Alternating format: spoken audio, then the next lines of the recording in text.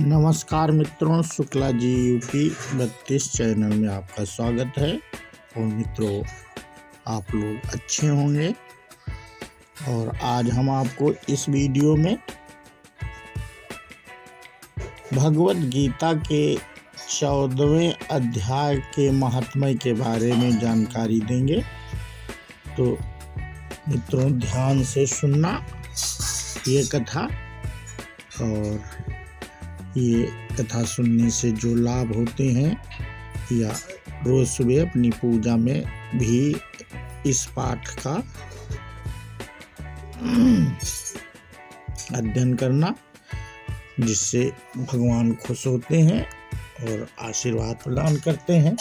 तो मित्रों, जो लोग नए हो वो चैनल को सब्सक्राइब कर लें, जिससे ऐसे ऐसे वीडियो धार्मिक हम आपके लिए लाते रहते हैं।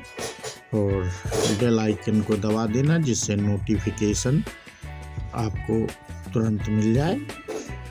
तो हम और चर्चा न करते हुए मित्रों, वीडियो शुरू करते हैं।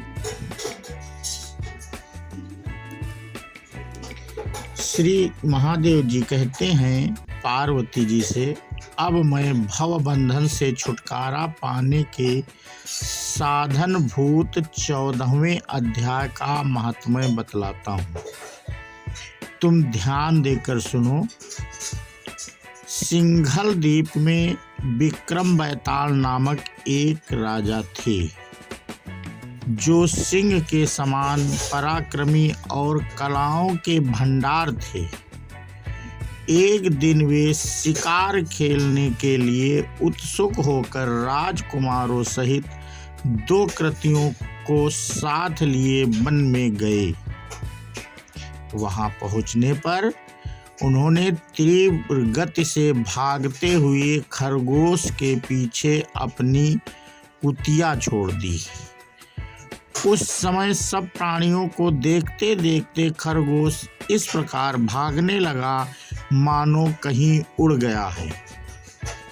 दौड़ते दौड़ते बहुत थक जाने के कारण वह एक बड़ी खंदक गहरे गड्ढे में गिर पड़ा। गिरने पर भी कुतिया के हाथ नहीं आया और उस स्थान पर जा पहुंचा जहां का वातावरण बहुत ही शांत था। वहां हिरण निर्भय होकर सब ओर वृक्षों की छाया में बैठे रहते थे। बंदर भी अपने आप टूट कर गिरे हुए नारियल के फलों और पके हुए आमों को पूर्ण तृप्त रहते थे। वहां सिंह हाथी के बच्चों के साथ खेलते और सांप निडर होकर मोर की पंखों में घुस जाते थे। उस स्थान पर एक आश्रम के भीतर वत्स नामक मुनि रहते थे, जो जितेंद्रिय और शांत स्वभाव से निरंतर गीता के 14वें अध्याय का पाठ किया करते थे।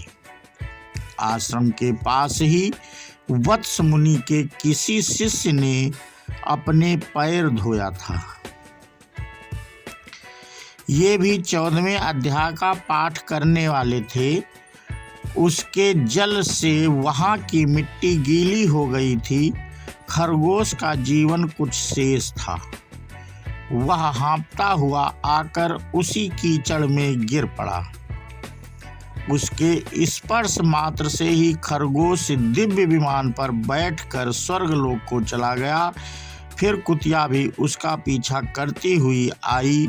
वहां उसके शरीर में भी कीचड़ के कुछ छींटे लग गए।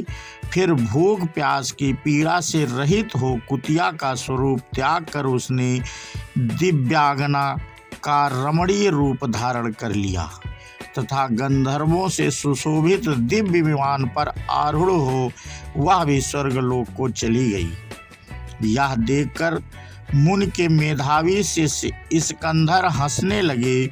उन दोनों के पूर्व जन्म के बैर का कारण सोचकर उन्हें बड़ा विस्मय हुआ था।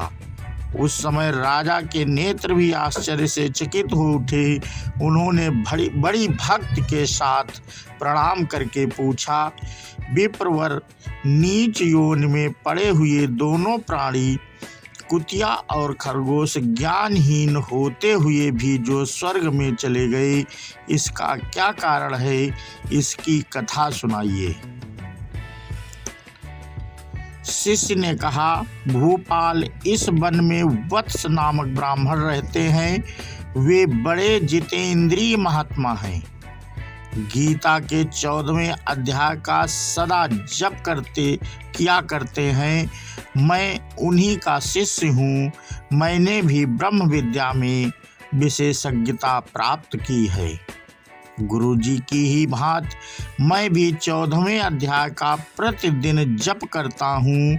मेरे पैर धोने के जल में लौटने के कारण यह खरगोश कुतिया के साथ स्वर्गलोक को प्राप्त हुआ है। अब मैं अपने हंसने का कारण बताता हूँ। महाराष्ट्र में प्रत्युदक नामक महान नगर है। वहाँ केशव नामक एक ब्राह्मण रहता था, जो कपटी मनुष्यों में अग्रगण्य था। उसकी स्त्री का नाम विलोभना था। वह स्वच्छंद विहार करने वाली थी। इससे क्रोध में आकर जन्म भर के बैर को याद करके ब्राह्मण ने अपनी स्त्री का वध कर डाला और उसी पाप से उसको खरगोश की योनि में जन्म मिला। ब्राह्मणी भी अपने पाप के कारण कुतिया हुई। महादेव जी यह सारी कथा सुनाकर श्रद्धालु राजा गीता के 14वें अध्याय का 8 पाठ आरंभ कर दिया।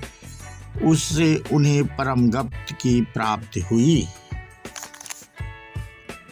तो मित्रों, इस प्रकार हमने आपको गीता अध्याय 14 का महात्म्य, जो शिव जी ने पार्वती जी से कहा था, उसके बारे में हमने आपको जानकारी दी। और आपको ये वीडियो कैसा लगा, ये कमेंट करके हमें बताएं। और जो लोग नए हैं मित्रों, वो चैनल को सब्सक्राइब कर लें।